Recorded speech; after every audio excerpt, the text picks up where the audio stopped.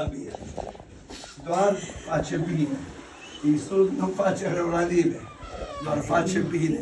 Că El e toată puterea, El e tăria noastră, ajutorul nostru. De aceea rugăm pe Domnul să se îndure să lucreze.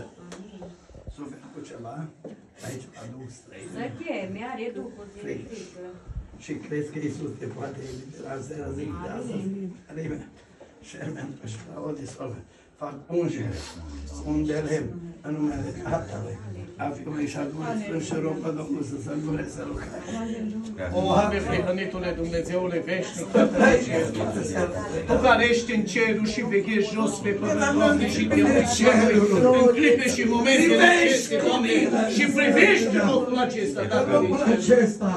O, te rog, Doamne, te rog, atinge-te de asta, Doamne, Dumnezeule.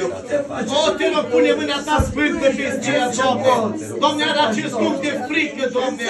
Te rog, în numele Lui Iisus Hristos. Eliberează-o, Tatăl din cerul. Dă-i de sănătate, dă-i de putere, Doamne. Eliberează-o, Doamne, și de duhul de țigară, Doamne.